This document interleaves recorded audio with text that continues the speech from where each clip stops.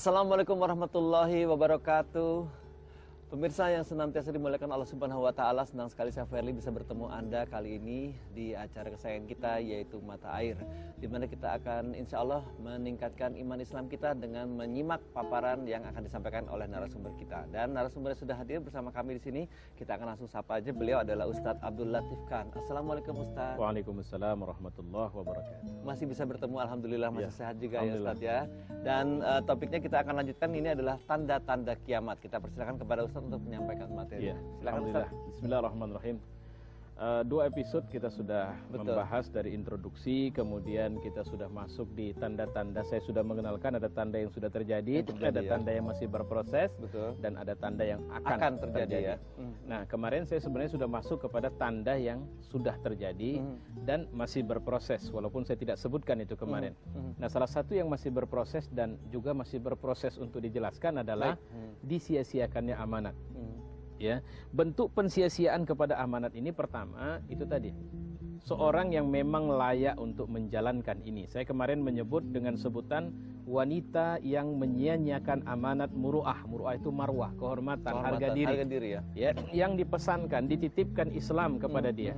Dan harus kita pahami bahwa Islam sebenarnya tidak pernah menyerahkan atau menjalankan atau memberikan perintah yang sifatnya menyulitkan.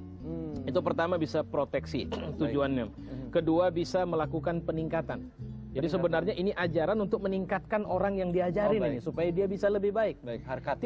Tidak ada sesuatu yang dipesankan, diajarkan Islam untuk membunuh, menghancurkan, merusak, menghinakan, melecehkan, mengecilkan dan semuanya itu. Tidak ada itu. Nah, yang harus kita pahami bahwa saya sudah sampai pada cerita tentang orang tua. Suami. Berapa banyak sekarang istri-istri yang tidak betah punya suami satu? Astagfirullah. Suaminya memang satu, tapi dia punya yang lain. Karena sebab apa? Dia sudah kehilangan mawaddah di rumah. Mawaddah, iya. Apa itu mawaddah? Rasa mesra. Kenapa rasa mesra hilang? Karena greed. Kalau saya selalu mengatakan bahwa fungsi suami istri itu pertama, dia fungsi suami istri, fungsi kekasih, dan fungsi orang tua. Itu fungsi pasangan itu dalam keluarga. Yang cepat hilang itu fungsi kekasih. Kekasih ya. Kenapa? Karena dia juga tidak merawat penampilannya sebagai kekasih. Akibatnya karena yang ketengok besawang semua. Apa itu besawang? Nah, kalau bahasa kami, harus dijelaskan bahasa kita ini, besawang ini, kalau di Medan dah paham. Udah tahu, gak apa-apa, biar kan? Saya dijelaskan. Yang namanya besawang itu kalau di dapur, ini lawa-lawa itu apa istilahnya itu, yang macam apa laba-laba punya. Sarang laba-laba. Besawang itulah istilahnya. Jadi mukanya sanggulnya sudah itu dia, karena tidak pernah lagi merawat diri. Pagi sampai sore tidak mandi, dari suami pergi sampai pulang tidak mandi. Berkarat lah dan sebagainya. Gimana suami yang capek pulang dari kantor tertengok istri yang dengan wajah yang masih sama. Sementara di kantor cantik semua. Lipstik segala model, maaf cakap, bibir segala style dan sebagainya. Sehingga akibatnya dia tidak punya rasa lagi kepada istri. Tidak punya rasa lagi kepada suami. Akibatnya hilang amanah. Padahal ini bahaya ini. Makanya Islam sudah membuat proteksi sejak awal. Bagaimana wanita itu harus menundukkan pandangan saat suami pergi, wanita istri harus menjaga harta dan kemudian rumah suami. Berdosalah dia memasukkan laki-laki yang bukan muhrimnya atau bukan atas izin suaminya dan sebagainya. Islam sudah memberikan proteksi itu. Prevensi atau pencegahan agar jangan terjadi kerusakan dalam menjaga amanah. Tapi itu terjadi. Anak terhadap orang tua yang di rumah berpenampilan sebagai anak manis, tapi di luar dia telah melakukan tindakan-tindakan yang keluar dari hakikat bahwa dia adalah anak orang tuanya. Itu sudah merata terjadi. Nah, ini masih cerita rumah nih. Ya, belum lagi tetangga dengan tetangganya. Sekarang cuma urusan patok 1 mili tetangga bisa tempur, apalagi patok 1 kampung tetangga bisa rusak. Ini yang terjadi gitu. Nah, kenapa? Karena dicabut rasa kasih sayang di antara mereka. Dicabutnya rasa kasih sayang menyebabkan semakin mudahnya kita merampas. Lihat di jalan raya. Kalau di Medan sudah biasa tuh. Lampu jalan tuh seperti hijau, kuning, lampu merah ya, merah. Stopan ya. Kalau hijau tanda jalan. Kalau kuning siap-siap, hati-hati. Siap-siap, hati-hati. Kalau merah berhenti. Nah, di Medan beda tuh. Kita, masyarakat sini beda tuh. Oh, coba ceritakan seperti hijau apa? Tanda jalan, kuning tanda masih ada kesempatan jalan, merah tanda berani, jalan terus, jangan berhenti. Makanya di Medan itu biasa orang naik kereta itu kalau bahasanya apa? Biasa. Nah, bahasa orang Jakarta motor gitu kan. Ini susahnya pemirsa ini yang dampingin saya orang Jakarta sehingga saya banyak nerangin sama beliau. Nggak apa-apa, biar saling ini siar. Iya, jadi naik itu jarang itu di bawah line garis itu di depan itu. Nanti kalau ada kesempatan jalan ambil. Pembalap semua ya. Jadi insya Allah makanya ada Femio di Kota Medan.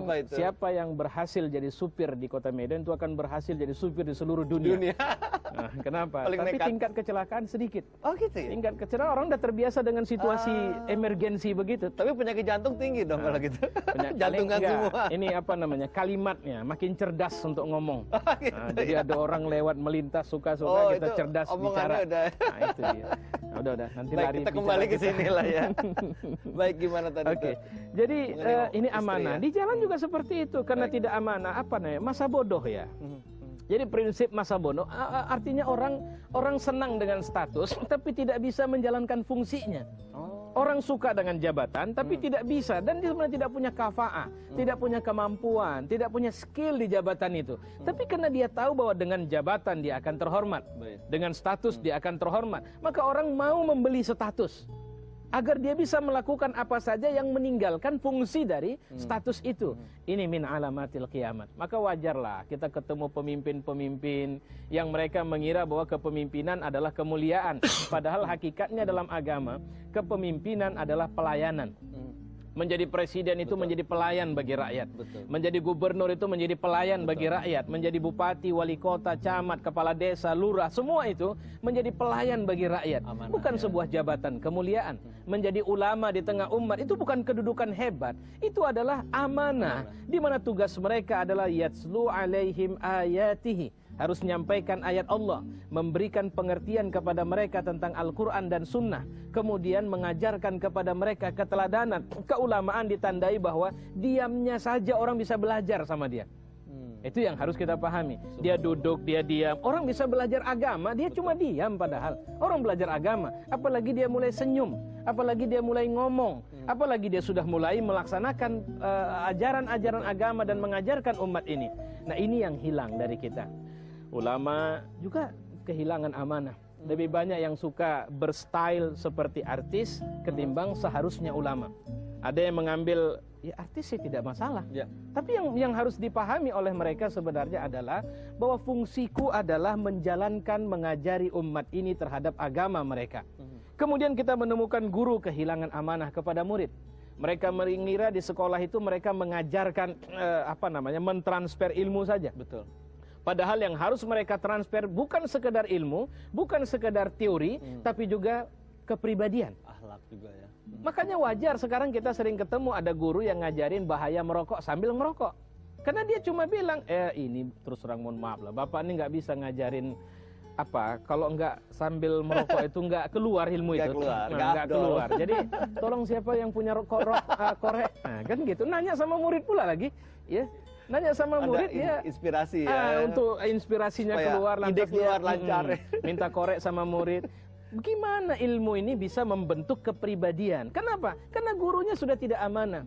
Dia kira itu adalah transfer sekedar transfer teori, transfer pengetahuan, padahal itu transfer kepribadian, transfer perasaan, transfer jiwanya.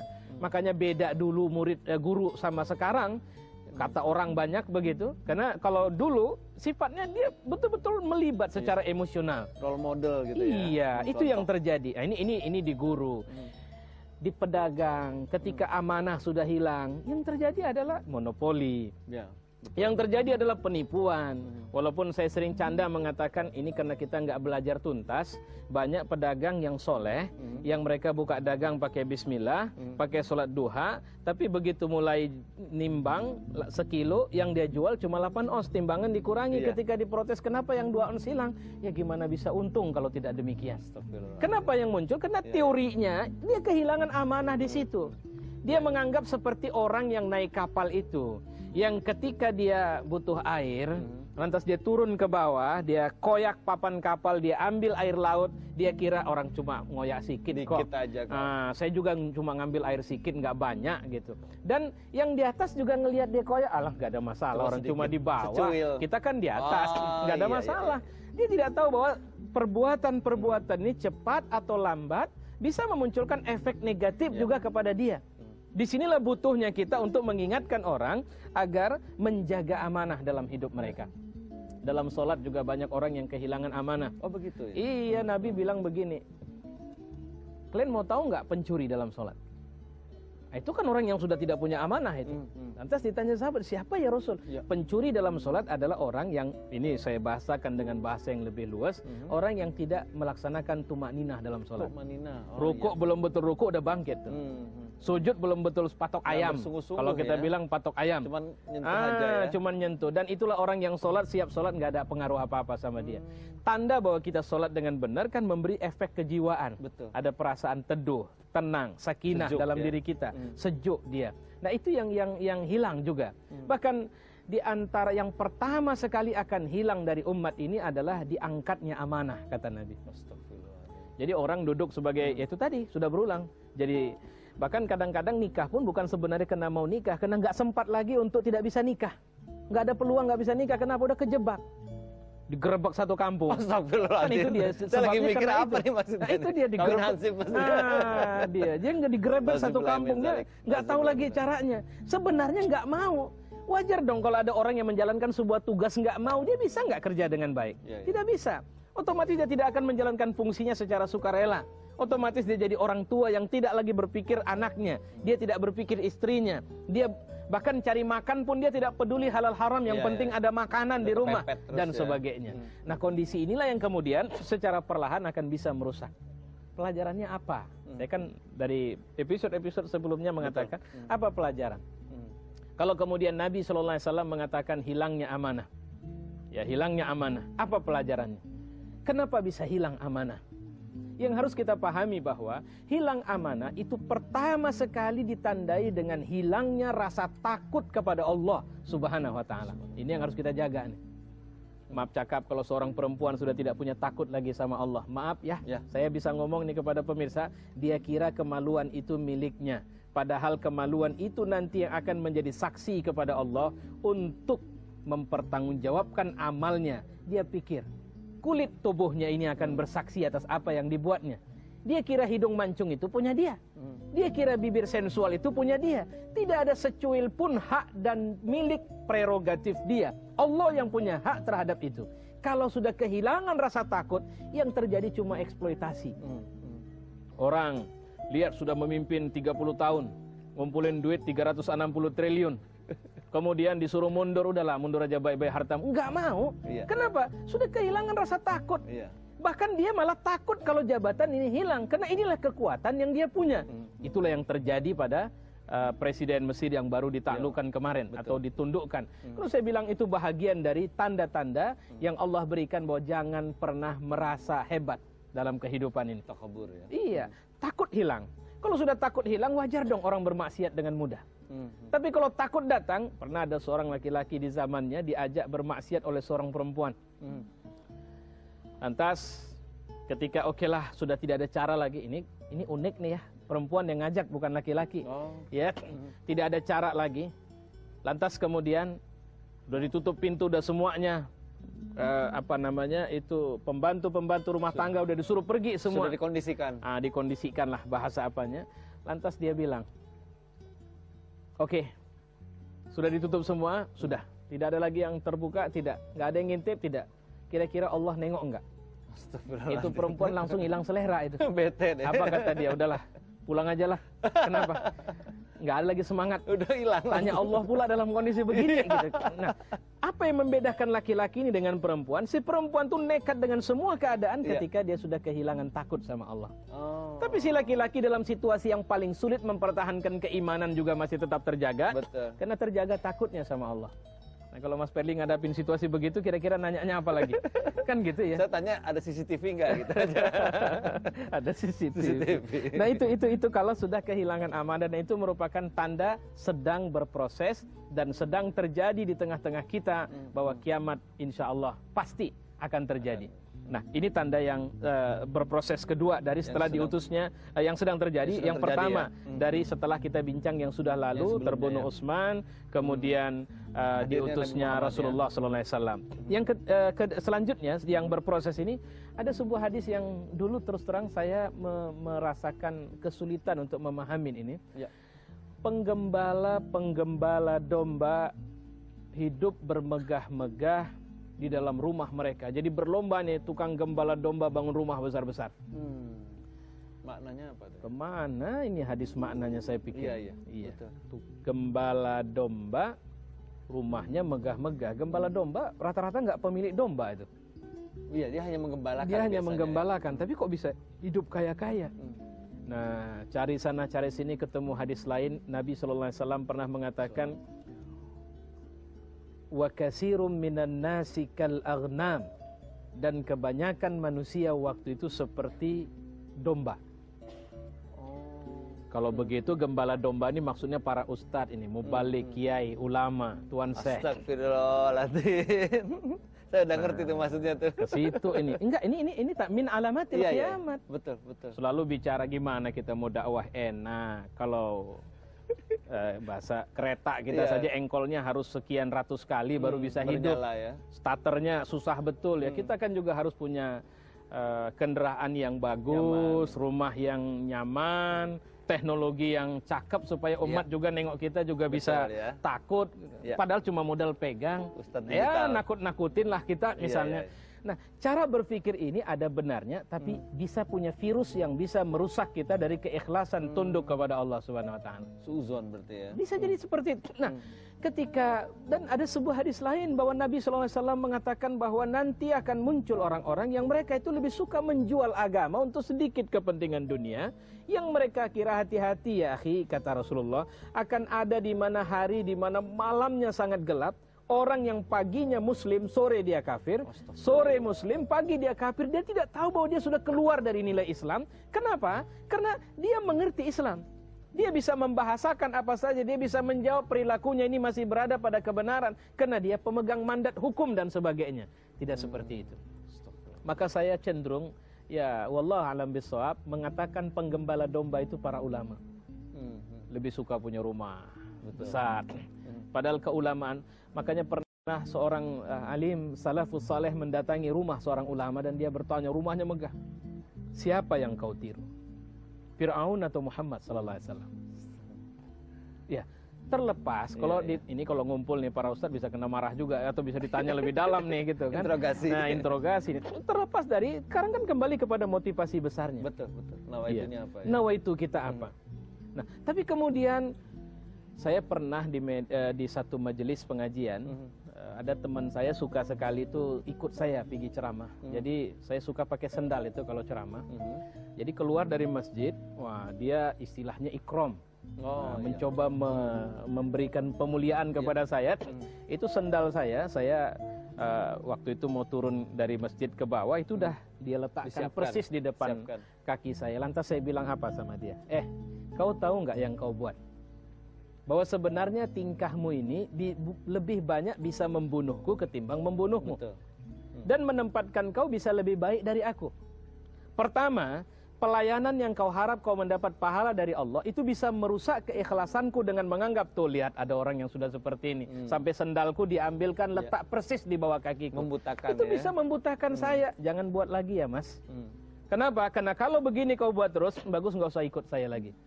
Kenapa? Karena ini akan bisa mengguncangkan kita dari keikhlasan awalnya. Banyak orang awalnya ikhlas. Orang buat salah itu kalau kita tanya di penjara, kenapa buat begini mas? Ya kepepet. Ya saya tanya sama pelacur-pelacur di pinggir jalan, kenapa melacur? Ya pak, kebutuhan ekonomi mendesak. Awalnya cuma mereka awalnya nggak tahu yang membunuh. Saya tiba-tiba tengok sudah darah, mata gelap saja. Jadi memang nggak punya rencana awalnya. Kita punya rencana awal itu buat kebaikan. Nggak ada orang tua kalau anak lahir, wah ini anak saya laki-laki, saya berharap nih jadi preman besar nanti kalau besar. Nggak ada. Preman itu pun dia berharap anaknya kalau bisa nak, tolong jangan jadi seperti bapak nanti kalau besar. Jadi ustaz. Iya, jadi ustadz lah. Jangan bapak ini buta huruf, nggak bisa baca Quran. Nah, kau harus bisa baca Quran. Terserah nak, apapun bapak lakukan asal kau masuk dan masuk surga, gitu. Walau apapun. Nah, tapi ternyata itulah keadaannya. Di mana kondisi ketika umat ini kehilangan. Bahkan sekarang kan kita hidup di zaman di mana umat secara perlahan ulamanya dijauhkan dari mereka. Ya, di negeri kita ini saya melihat kondisinya sudah mengarah seperti itu. Ada ulama yang kira-kira suaranya bisa didengar umat ini, lantas secara perlahan dikoreklah baju kepribadiannya, ditampilkan ke depan khalayak, nih lo boroknya dia, sehingga umat bilang apa? Ah, ustadz juga manusia rupanya. Ya memang manusia. Quran juga bilang Nabi itu manusia, dia makan, dia minum, dia beristri, dia menangis, dia bertertawa, dia juga bisa berdarah, dia juga bisa sedih. Dia manusia, cuma dia menjaga kepribadiannya di jalan Allah. Ah, ustadz juga bisa salah. Siapa bilang ustadz tidak boleh salah? Siapa bilang orang-orang alim itu mereka tidak boleh salah? Itulah kenapa Allah menyediakan keampunan sebagaimana yang saya bilang tadi. Nah, persoalannya sekarang adalah dia tetap pada posisi untuk memberikan pekerjaan menunjuki umat ini tanpa pamrih.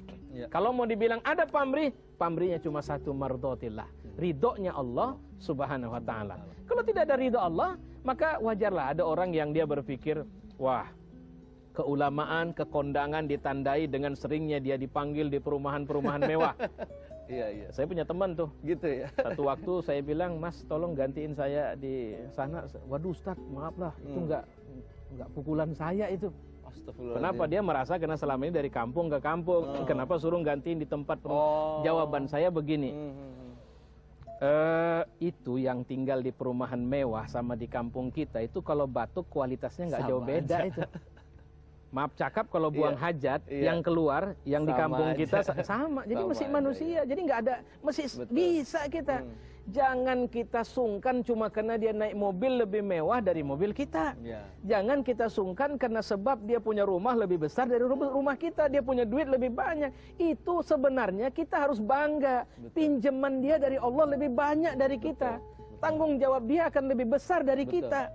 Jadi ngapain kita merasa stres, merasa sungkan ngadapin orang yang ngutangnya lebih banyak? Jangan silau, kita kan ngutangnya sedikit. Ya, kalau kita punya PC 1 dia 10, dia menanggung jawabkan yang 10 itu lebih banyak. Bebannya lebih banyak. Nah, kelemahan berpikir kita kan berhenti dalam kenikmatan dunia. Pada titik inilah gembala-gembala domba harusnya betul-betul menggembala domba, jangan jualan domba. Jangan jualan domba. Udah bisa paham nggak? Iya, ngerti. Bisa paham. Jadi kalau menjadi pengarah umat, pengarah umat ini yang harus dilakukan